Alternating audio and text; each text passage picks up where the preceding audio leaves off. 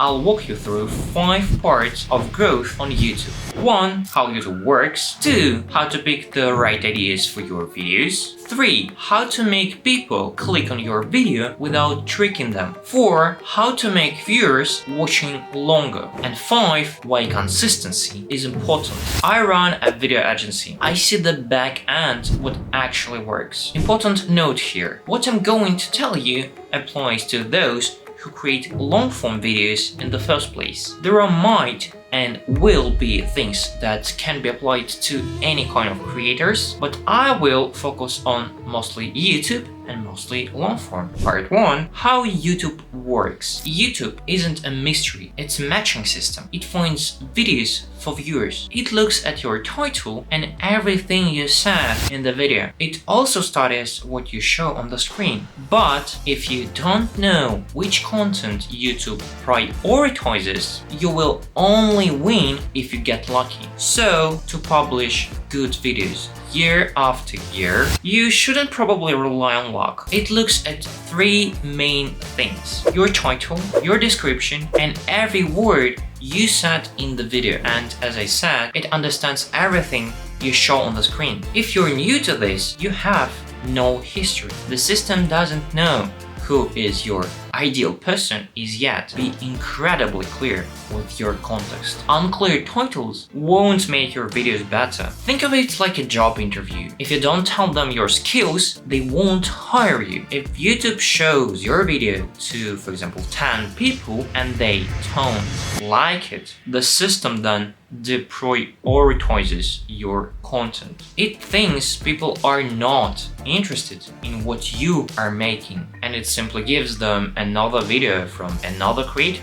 Basically, the algorithm is a feedback. It gives you a chance with a small number of people who might be interested in your video or who have similar interests. And if they respond well to your content, YouTube will recommend your video to a wider audience. So it's a high-level competition. You need skills. Without them, this will be nearly impossible to compete. You need to provide as much context as possible. You should write clear titles and descriptions, which will help the algorithm to understand who should see your video. YouTube is just trying to satisfy the viewer. The best path for you is not trying to hack the system, but to develop the right skills. Now let's talk about the most important part, the video ideas. If your idea sucks, nothing else going to help it. Part 2. How to pick ideas. Most creators decide what to make firstly, and only then they try finding the title. But that's not really what they should do. You should never hit the record button until the package is ready. If you can't get a title and a thumbnail that is going to be interesting,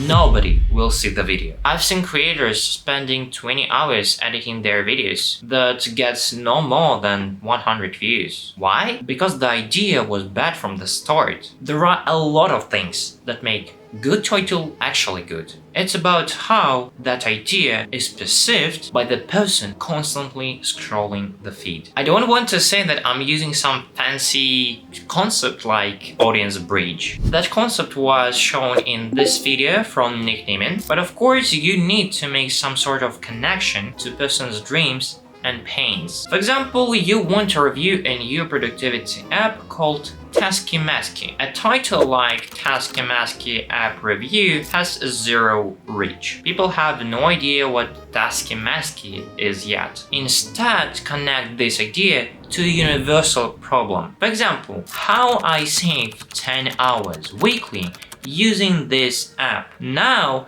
you will reach anyone who feels unproductive. In that case, you will sell the result or promise instead of the tool. And also, if 1,000 people care about the problem you're speaking, you might get maybe 100 views. And if 1 million people care about the problem you're talking about, the potential you can get is much higher than this 1,000 views. So, in the first case scenario, your video might get only 1,000 views, and in the second one, it's 1 million, which I guess better. To easily create titles, you must ask these 3 questions. questions. First one is, who is going to watch the video? 2, why would they even care? And 3, can I really express this problem, promise, or solution in one sentence? If you can answer these questions at the start, you won't have a headache trying to fit some catchy title because you rushed to turn on your camera and record. Alright, you got a great idea. Now let's talk about the thumbnails, because a bad thumbnail can kill your video as well as a bad idea. This where design goes with psychology. Part 3. How to make people click. Thumbnails and titles work obviously together. The thumbnail grabs attention and makes people stop scrolling. A good thumbnail needs one main object, just one, and the title gets the click. The title has to make the person think that he needs to watch your video. If you've never made titles before, do it like this. Close your eyes, open them, and look at your thumbnail. What is the first thing you look at? The most important object might be the brightest and the largest. It can be anything, an object, a person, text, or even a blank color. That one main object has to be noticeable at a glance. Great question is, should you use text on your thumbnails? It is not required, but it can add context. Here's what I recommend. Test both variants, with text and without it. YouTube has a A/B test feature exactly for that. On the thumbnail, you should also avoid unnecessary things that don't add any value. No subscribe button, no tiny text, or other trash. Thumbnails grab attention and the title gets the click. Let's talk about the title then, because titles are actually what convince people to click on your video. Titles have to be under 60 characters. They should create a gap in the viewer's brain. That's often called the curiosity gap. So you need to inform them or make them curious. Another interesting concept is could watch and should watch. For example, let's say you're a cooking channel and you want to make a video about some recipe. The bad title will be how to make beef Wellington. That will only get people who are already want to make beef Wellington. A better title will be this dish will impress everyone at dinner. In that case, you're not just trying to reach people who are interested in making beef Wellington, but people who are anxious if they can make a dinner. That's a much bigger audience. Great, you've got a click. Now we need to make the person watch until the end. That's where many creators fail. Getting clicks is only half of the problem. Part 4. How to keep viewers watching. Average view duration is the most important metric. If people leave your video fast, YouTube will stop recommending it. The first 15 seconds is the most important part. That part called hook. Hook is a place where people either leave or stay to watch the video. Hook is not a fancy intro or an animation of your logo. It's a promise. In the first 15 seconds, you have to confirm viewer expectations that were set by the thumbnail. Tell them exactly what they will get by watching the video, or show them the problem you're going to solve. Do not make something like, "Hey guys, it's me again." Nobody actually cares. After the hook, you will need the structure that will keep viewers interested and satisfied with the value they're getting from watching. Every time, you should remind them why they're watching. This will keep them anchored. Also, use the but so framework in your scripts. For example, I tried this strategy, but it failed. So I tried new approach. This creates tension and relief. It keeps their brain engaged. This strategy is widely used in South Park and Hollywood movies. They show you a conflict, then some sort of solution. But this solution leads to a new problem. Don't forget to look at your retention on YouTube Studio. Look at the drops. That's where viewers were bored. And look at the spikes. That's where people found value. Use that info to improve your video. If your graph looks flat, it's a good sign. It means there are not many people living throughout the video. If it looks like a slide, don't worry, it's normal. But there are definitely things to improve in the editing. Different people respond differently to the editing style. If it is younger people, they might like fast movements, cuts, and everything going here and there. If it is older viewers, they will likely watch videos that have clear explanations, less chaos, and just lower paced. My recommendation here is don't just copy what's trending now. Do what actually works for your specific type of viewer. Alright, you've got a click and you've made people watch, but only one video won't make you popular. Now, let's talk about consistency now. Part 5. Why consistency is important. Consistency is not just about posting content on Monday at 6 p.m. It's about a consistent level of quality. If you upload garbage on every Monday, you're just constantly bad. Consistency means that your audience knows that they can trust you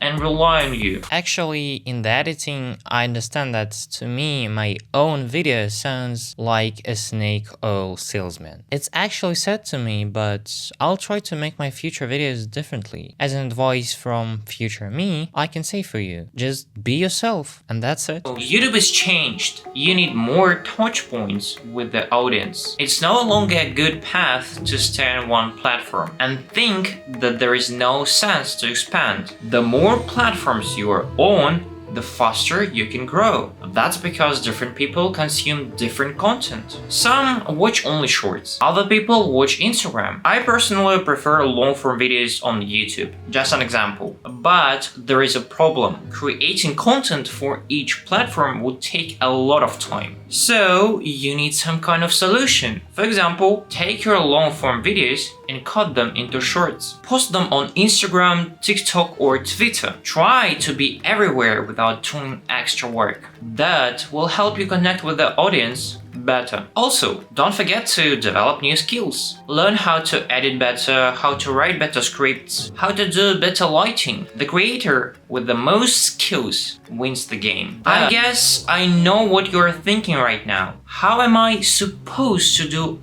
all of that? And that's exactly why I created my agency. I will leave a link in the description. Now, how often you should upload? That actually depends on your niche and the amount of videos you're able to produce in 1 week. I would personally suggest posting once per week or 2. Less than that will be too low. And if you can do shorts on top of that, that will definitely help you to grow. Here's the strategy. Use YouTube as a base with long-form videos, but make shorts from them and post everywhere. One 20-minute video can be turned into 6 shorts easily. And YouTube is a business or a job. It just can't be a hobby if you want to make profit from it. If you treat it like a hobby, it will pay you like one.